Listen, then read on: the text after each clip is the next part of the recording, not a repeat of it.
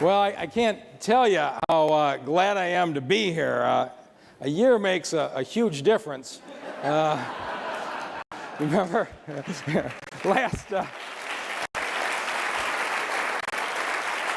it was the week after this conference last year, I had a slight problem with the judge throwing me off the ballot.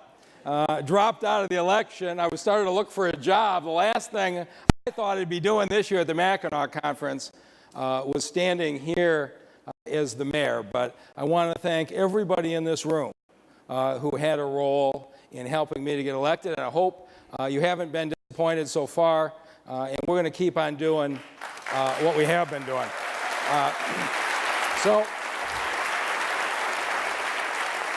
I told you if I got here it would be change. And we have changed in a single focus. We get up every day, the entire cabinet, and we focus on what we can do to reverse the population decline in the city of Detroit. It governs every single decision we make. We do not have a future if we don't start growing. And there's been one other, even more dramatic change, and that is there's a partnership now with the mayor and the city council, right? How does that feel? Every single thing I'm going to show you in this presentation is something that was done in full partnership and support of the City Council. And Brenda Jones has done a great job. You're going to get a chance to hear from her on Friday. But all of us understand the reality when we say we're going to reverse Detroit's population decline. You all know what the numbers are. I mean, I'm 55 years old, and the population of the city of Detroit has declined every single year I've been alive. And so when we set this out as our goal, we're not under any illusion. We lost another 12,000 people last year. And if you saw the outstanding work that Dan Gilbert in his task force released yesterday with Linda Smith and Glenda Price and Deb Dansby, great roadmap to where we're going. And the headlines were, oh no, Detroit needs $845 million of blight. And you look at that and you say, geez, it's hopeless, right? I'm going to show you today why it's not hopeless and why, in fact, what they're doing is going to give us a significant boost. Because as all those folks have left the city, we have had, basically for years, one strategy. It's been demolition. Basically, the way we've handled the abandoned houses has been to hire contractors and knock down buildings. We've been doing it that way for a long time, and when we're done, we still got 50,000 abandoned homes today. And so what we are doing is something different. Our strategy is save the good houses and move the families in, right? So when I started that, I'm glad people said that'll never work. Who's going to move into an abandoned house in the city of Detroit? I don't know why this guy is doing this. So we wanted to start somewhere and say, are we crazy or not? So we started in the area behind Mary Grove College. Those of you familiar with Detroit know this is at McNichols in Wyoming. And this is the way the neighborhood looks today. The pictures I'm showing you, some were taken by our staff. Many of them were taken the day before yesterday on Memorial Day. I realized I need pictures, and our chief of staff, Alexis Wiley, got her iPhone. So most of the pictures you're going to see is Alexis and me driving around the neighborhood on Monday. But this is, yeah, Kevin Orr would give me a full-time assistant. So, you know.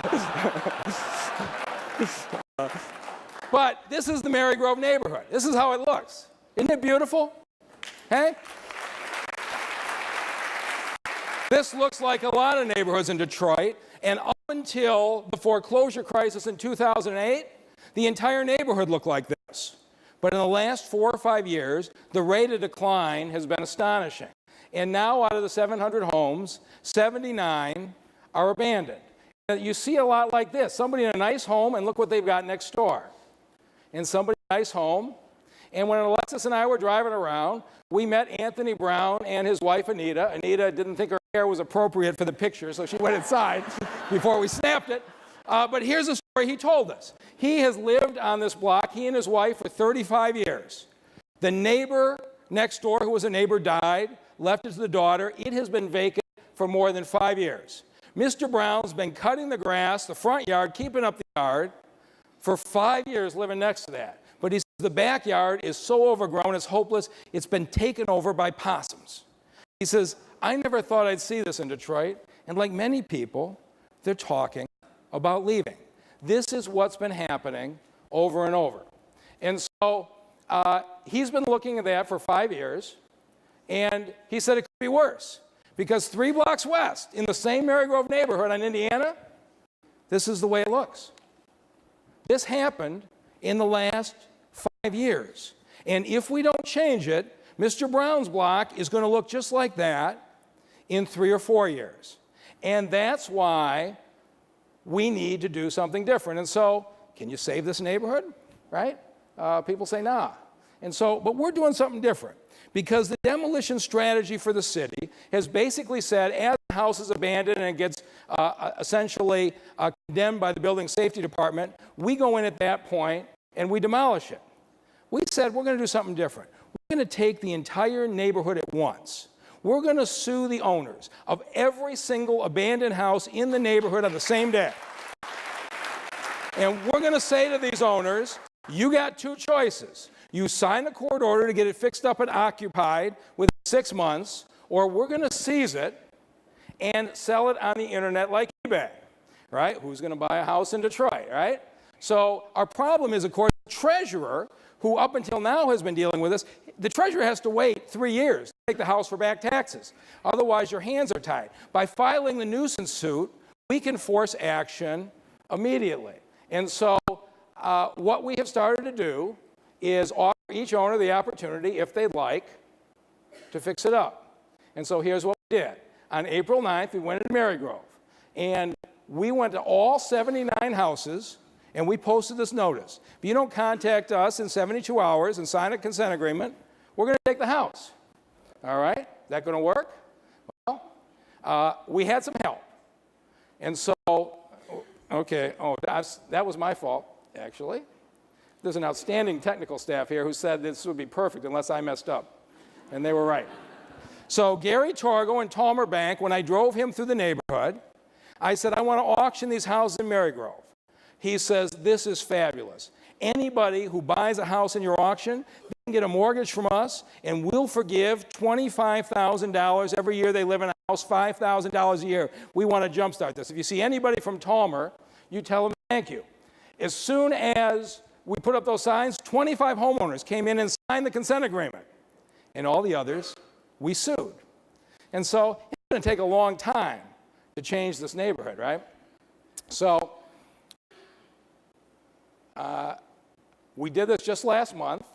And here's what it looked like when Alexis and I drove through over the weekend. And we wanted to see if anybody was doing any work. And we came, we found there's a guy on Ohio. And he was working on Memorial Day. So this is good. I'm glad to see somebody working. And then Guy Gordon from Channel 4, who was out there yesterday, he went out to interview to see if this was working. He talked to a lady. She said the week after the mayor posted these things, there was a guy at the neighbor's house on a ladder with a gutter scrapping. She said, I called 911, and I was really impressed with Chief Craig. They were there in 2 minutes. They went to get the scrapper. The scrapper was a contractor who'd been hired to fix the house.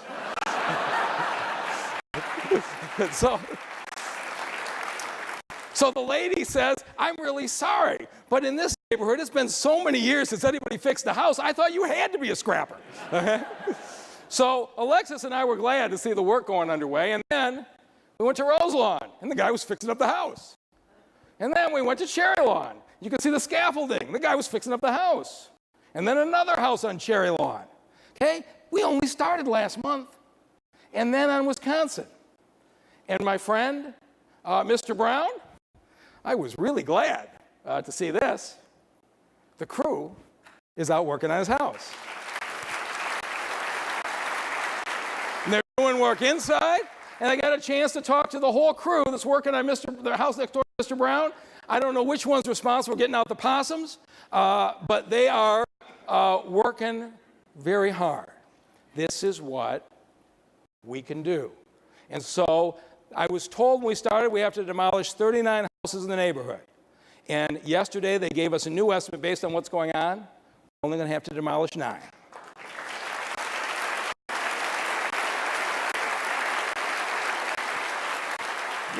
strategies laid out by Dan Gilbert and the task force are going to allow us to do this over and over. It's the reason why we're not demoralized by the report, we're energized by it.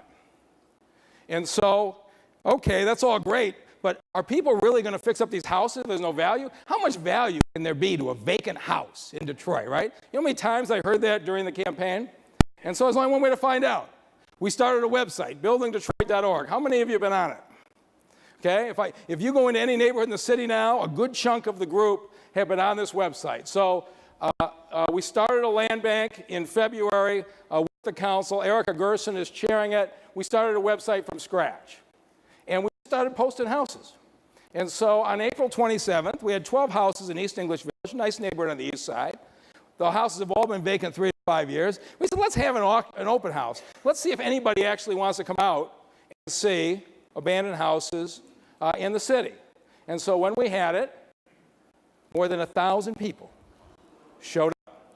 We had to get buses to move them through the neighborhood. We couldn't handle the parking. 12 houses that have been empty for 3 years.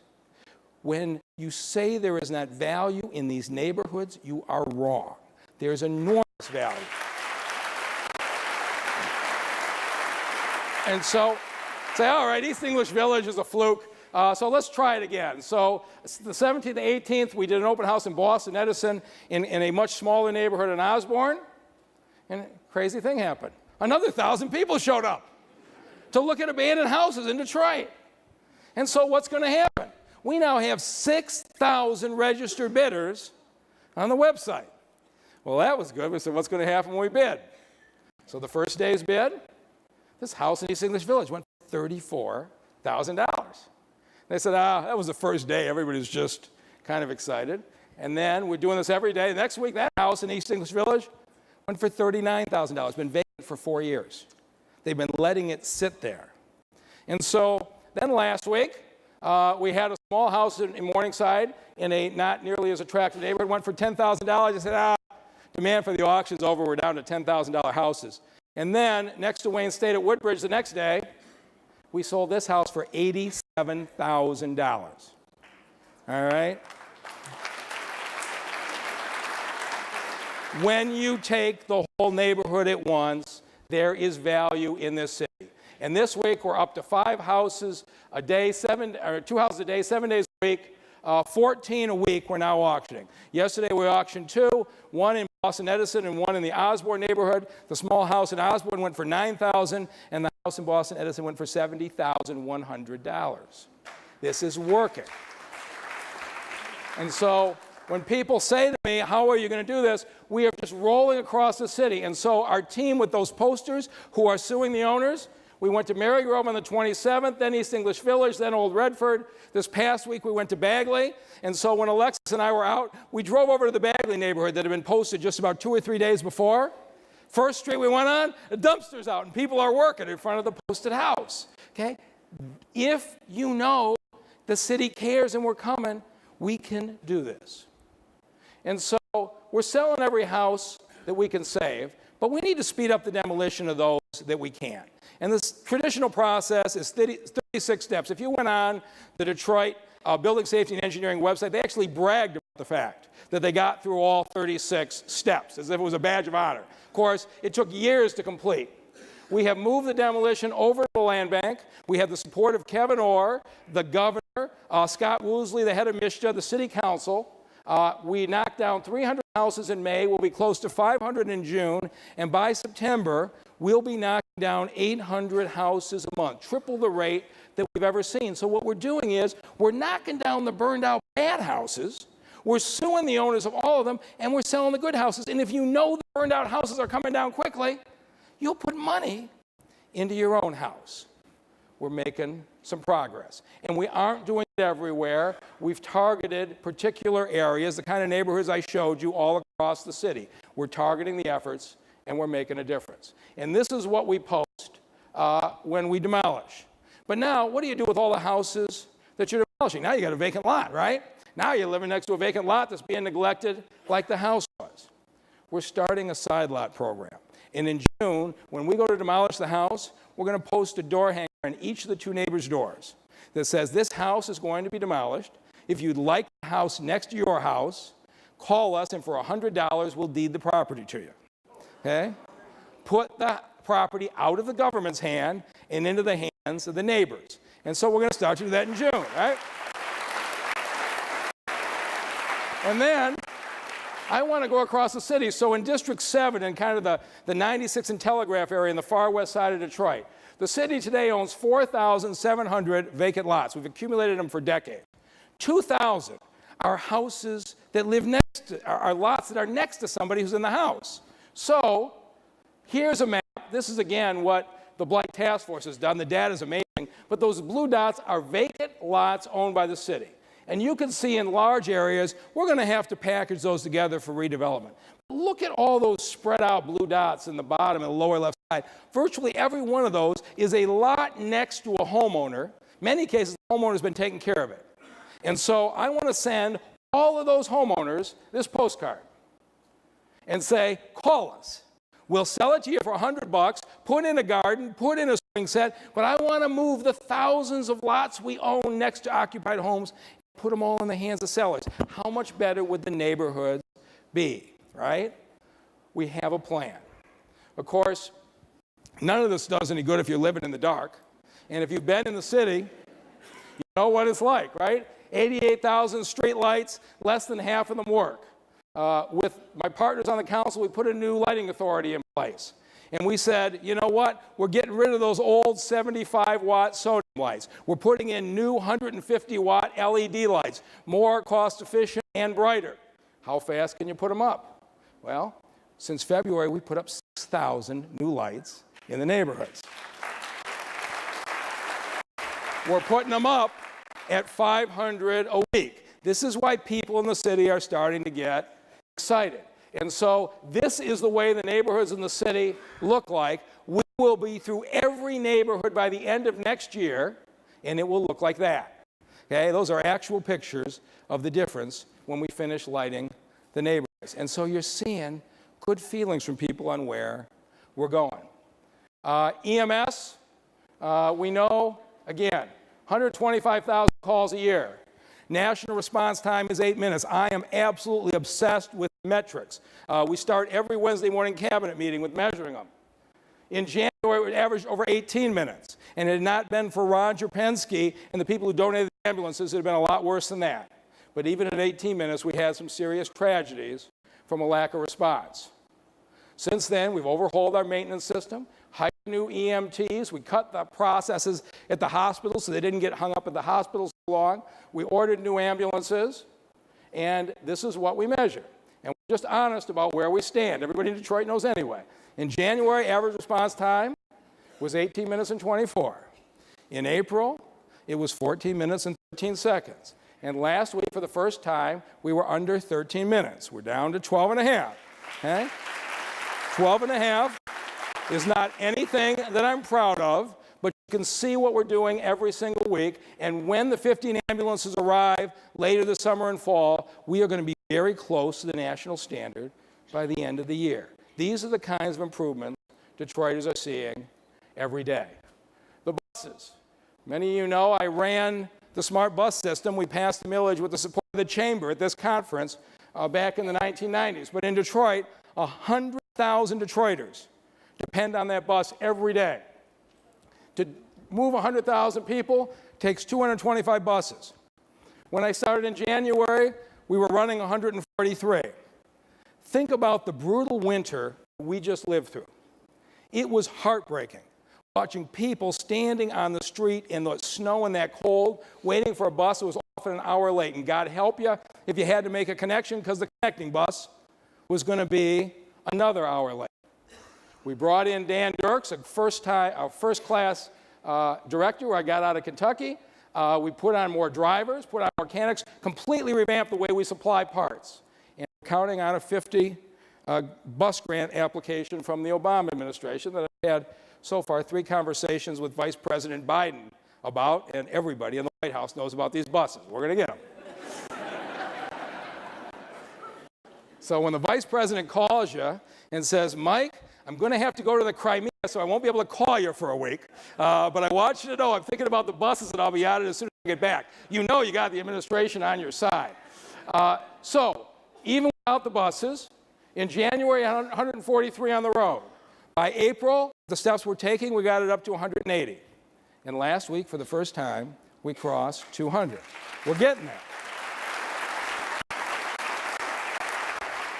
And when we get the new buses in, we will make actual posted schedules. Schedule will mean something again in the city of Detroit. The parks, last year, the city fully maintained 25 out of 275 parks. As you know, I campaigned all over the city. It was heartbreaking to see the overgrown parks. There were literally parks in this city where the grass was this high, and somebody had taken a lawnmower and cut a path through the grass, the swing set, and back.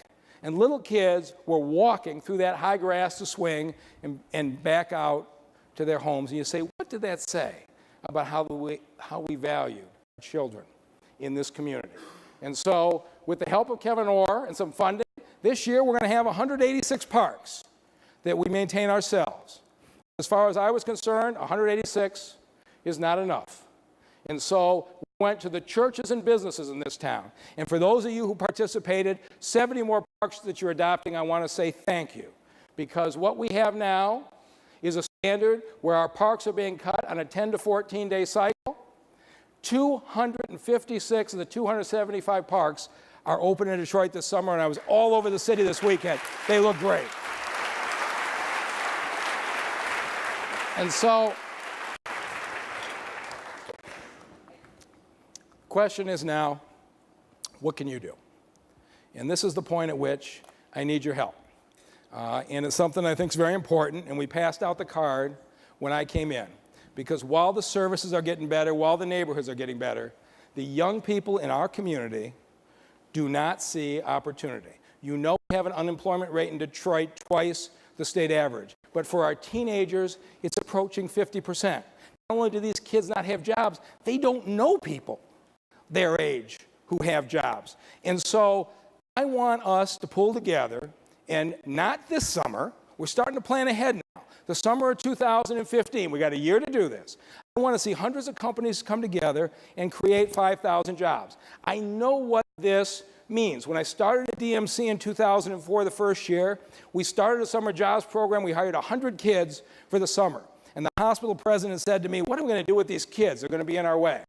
By the end of the summer, the kids had become so valuable, they didn't want to let them go back to school. Right? DMC is still running that program 9 years later. Kids who started off as high school juniors are in medical school today. Right? We have kids who are now biology majors at Wayne State. We've got kids who said college is not for me, but are full-time MRI or CT techs at our hospitals. They had an experience that opened their eyes to a career path that they wouldn't have thought of. And I just saw a study from Boston that indicated that teenagers with summer jobs, the crime that they commit goes down 30%. They actually looked at the same kids and the crimes they're committing in the school year. You would think when you get to the summer it's going to get a lot worse. Instead, those who got summer jobs, the crime they committed went down by 30%. This matters to us. And so what we're saying is this. We've got a significant pot of federal money. And what we're saying to you is, if you can't afford to hire them yourself, we'll pay half. Whether you want to pay them $8, $9, $10 an hour, we'll pay half. If you are in the suburbs and you say, well, I'm not that close, we'll arrange the transportation. We've got to do it. If you're saying, hey, I've already got a summer jobs program and it's good, I think that's terrific. And we're teamed now with the Detroit Employment Services Committee and Tanya Allen and Skillman that have done a phenomenal job of coordinating what programs there are. But here's why, even if you're running your own program, I hope you'll at least coordinate with us. Right now, we're all kind of doing our own thing. Imagine what it would be like if next February at Cody High School or King High School in the city of Detroit, the announcement came out that said tomorrow 30 or 40 companies are coming to our high school to interview for summer jobs. How transformational would that be for these young people? And they could then pick out where they want to interview. Maybe they have a dream of being an architect or working in medicine or working at a bank. And maybe the first year they end up at a job cleaning a park. But we're going to set up a central evaluation. So we'll evaluate them and keep it on file. So next year, they do a good job in the park. Maybe that architecture firm will give them a chance. And Don Graves and the White House are going to run a financial literacy program in which each one of these kids opens a bank account. And we start to talk about this is the kind of thing that you do. So I started the presentation tonight by showing you houses that were forgotten and seemed like they were going to be discarded. And I can tell you this, there's a lot of kids in our city who feel like they've been forgotten, who feel like the community has discarded them. How powerful a statement would it be if hundreds of companies came together and said, we believe in you, we believe in your potential. And so it's a year from now, even if you can only take one kid, please fill this out and join us. We need you, and our kids need you. Thank you very much. Please welcome Rochelle Riley, columnist for the Detroit Free Press. All right. Where are you? I'm in the middle? All right.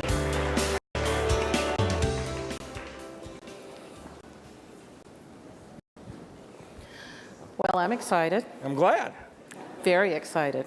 I'm thrilled to ask just a few questions. Your presentation was amazing and covered almost everything. So my first question would have been, what were you thinking when running for mayor? But you've made it quite clear what you've been thinking and showed it all on the board. So instead, what I want to ask is, what have you discovered or uncovered that you never would have imagined and that you've been the most surprised by? The resilience of this community and the positive attitude. You know, I think probably many of you know, I drive myself everywhere. And on Monday, when Alexa said, what can I do to help? I said, let's go in the neighborhoods. She and I got in a car by ourselves. We drove into that neighborhood. Every place we stopped, people were shouting. We got out of the car. They came out. Some of them criticized us over this issue or that issue. But the feeling is so positive. Never at any point do we feel in danger. I go into any corner of this city, and you're welcome to come with me. It doesn't matter. People will come out and talk. There is a sense the city's going the right direction, and everybody wants to know how they can pitch in, and it's just terrific. That's great. I'm glad to know there's not an entourage or an SUV, so thank you so much. No, wait. There is an SUV. There is an SUV, but I drive it myself. Yeah. Now, I have asked you this question a million times, so here's a million and one. It's not a Navigator. No, not a Navigator. So here's a million and one. Everything you're doing in Detroit is fantastic. You are like a bulldog, fighting for everything from less blight and less scrap metal theft to better insurance rates and more street lights. But no matter what you do, if the schools don't work, people with kids are not going to stay. And I know that that's not your bailiwick, just like the police department isn't right now, but you're making sure you work with Kevin Orr on response times. And quite frankly, I just want to say amen to response times that are not an hour, but are 12 minutes. So thank you for that. But what are we going to do to solve a problem that, while it's not in City Hall, affects everything that you do? You know, I need to attack problems in an order that makes sense. And it seems like a good idea to take the ones that I'm responsible for. Hopefully, Governor Snyder and the emergency manager will soon see fit to decide that I'm able to run the police department, so that's really my next goal. And so I know the governor's on my side. Maybe we get the emergency manager there. But we're attacking it a piece at a time. So, for example, we have just taken over at the fire department the Ben Davis High School near City Airport. We are going to start a year from now with training programs for firefighters 1 and 2, so that you can go to your regular high school, but you'll go 2 days a week if you want to have a firefighter track to Ben Davis, so that we create a career path. You can come right out of high school and work for the fire department. Our EMTs, when we hire them right now, are largely coming from the suburbs, because many suburban high schools have a program when you graduate from high school, you get your EMT certificates. When we go to hire qualified applicants, they largely come out of the suburbs. We are going to start at the Ben Davis Academy a full EMT training program, so that we will create a path for our own students to be able to graduate. And so I'm going to continue to partner with the Detroit Public Schools every way possible to try to create real defined paths for our young people. But questions about the curriculum and those kinds of things, they really are better left to the school district. That sounds good for now. You're trying to get me in trouble. No, never, never. I asked via Facebook and Twitter for questions from my readers, and one of them came from a guy named Brian Pastoria. And he said Detroit is known for its music around the world. When visitors come, they ask, where's the music? Where's the, the stuff that's like the Motown Museum? And he's working on a program to combine STEM and music education, so I'm sure he would want to plug for that, which he just got it. That's it. And I feel sort of the same way about autos. There ought to be an auto world like Disney World. It's just that kind of thing that you expect in the auto capital of the world, and these are private entities, but that's not stopped you from getting things done before. So here's my question, and I know you've got 99 problems and the music ain't one, and that's a Jay-Z reference for anybody who didn't understand that. Thank you.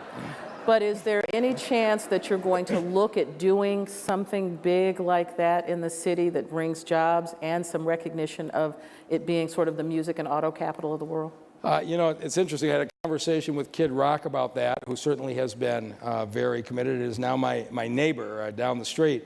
And you realize how powerful it is. This weekend we had the Movement Festival downtown. I couldn't have told you what movement music was a week ago, but the windows at the Coleman Young Center are very thin, and I listened to it for 3 days straight. And I know it attracted a whole lot of people. So I can't tell you I have a specific plan, but given the kind of heritage we have in the city, it's something that we ought to be looking at. Well, here's a question I don't believe you've ever been asked. Okay. You spend an awful lot of time talking about the need for Detroit growth and getting people back in the city. And the question I have is, the population is dropping, but it's dropping more slowly.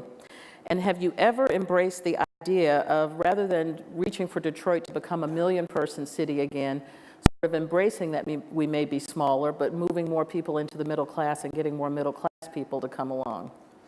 I think we attack it from all fronts.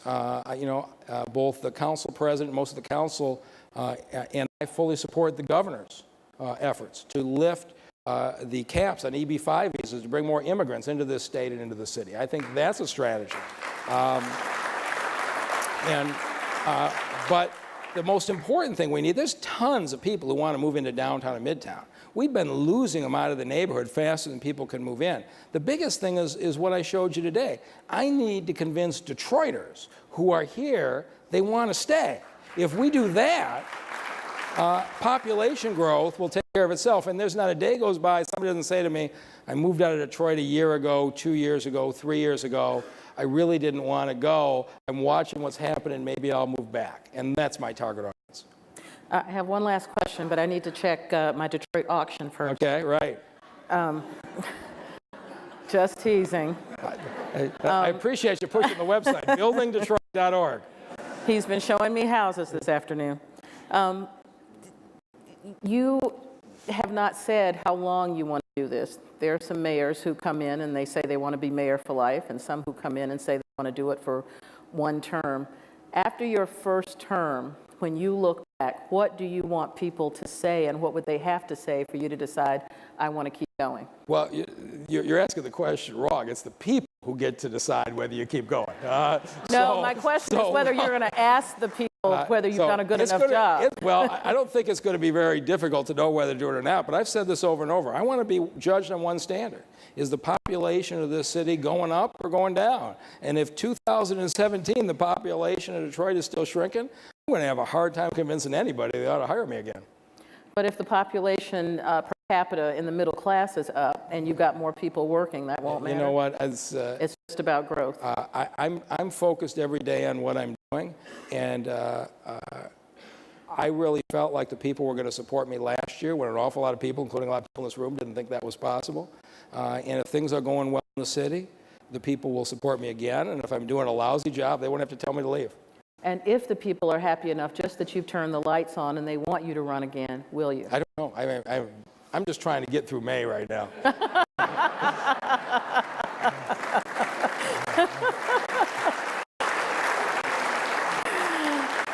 Well, I'm getting the signal that I can have one more question, Okay. which is great.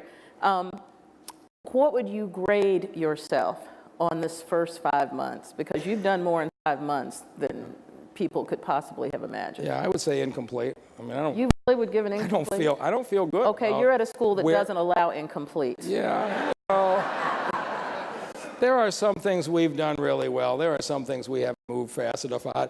And if you were in my Wednesday morning cabinet meeting, Which I'd love to come to, I by can the way. assure you the department heads are not getting A's from me every week. So,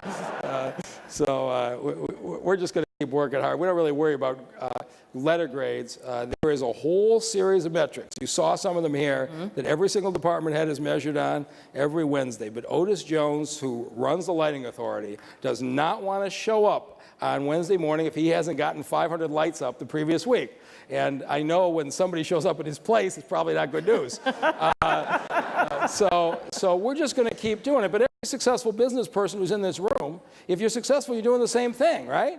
I mean, it's a lot of really boring metrics, but if you do the boring stuff well, success usually comes. All right. Well, I'd like to thank Mayor Duggan, not just for today, but for what he's been doing. I appreciate it. Absolutely.